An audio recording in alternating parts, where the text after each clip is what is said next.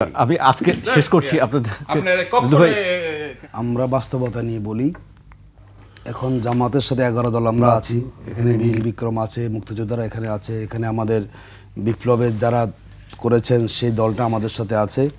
এবং সাম্প্রতিক যে সার্ভেগুলো হয়েছে সেটাও বলে যে এবারে মানুষের পরিবর্তন চাচ্ছে এবং সেই পরিবর্তনটা কিন্তু 11 দলীয় নির্বাচন ঐক্যের পক্ষে সেখানে হবে। সুতরাং ওনারা দ্বিগুণ সিট পাবেন। আমি জানি না ওনারা কোথায় থেকে এই জরিপটা করেছেন। বাংলাদেশে যারাই এবার সার্ভে করেছেন কোনো সার্ভেতে এরকম দ্বিগুণ পাওয়ার সম্ভাবনা কারো যদি থাকতো তাহলে ওনারা এই কাজটা কেন করলেন? ওনারা এলডিপিকে ভাঙলেন, এনপিপিকে ভাঙলেন, এনডিএমকে ভাঙলেন, সব দলকে ভাঙে কেন ঢুকলেন তা বিএনপিতে বলেন তো? ওই যে বয়, যদি এত ওনারা কনফিডেন্স থাকতো দানেশ জিতে যাবে তাহলে ওনারা সব, যেখানে জিয়াউর রহমান ছিলেন বহুদল গণতন্ত্রের উপকার, এবার তারা কি করেছেন? সব দলকে বিলুপ্ত করে কি করেছেন? দানেশের প্রতি নিয়ে আসছেন। এটা কেন করেছেন বলুন তো?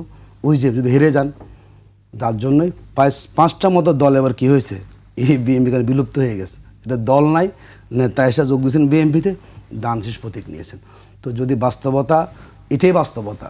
বাকি যা বলা হয় এটা মানুষকে বলা হয় যে আমরা তো আসলে আছি, আমাদেরকে তো ভয়, আমরা তো মোটামুটি সাহসী আছি। আমরা এটা অনেকটা গভীর অন্ধকারে জিজি পোকাকে ভয় পেয়ে আমি খুব বীরুত্তম সাহসী বলা যায়।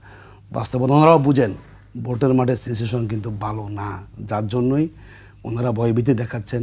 ভোট কেন্দ্রে আসবেন না, মহিলারা আসবেন না, বোরকা পরানোর জন্য এটি বাস্তবতা হয়ে থাকে। আমি শেষ আমাকে শেষ করতে হচ্ছে আজকে কথা বলার জন্য আমি কেন অ্যাকশন ভয়ভীতি দেখাচ্ছি যেন ভোট কেন্দ্রে